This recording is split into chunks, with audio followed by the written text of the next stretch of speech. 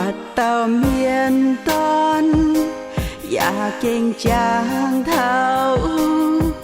tung yên hầm niên búa tàu miền hồ sang y dàn ni mai tia tàu mai lào nín minh dẫu gồ đưa yếm nái thao mê đồng nái mê ya mai hiu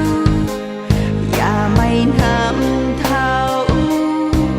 phai muôn hoang tây ya trang thao mê mang quạt bấn hội chia gió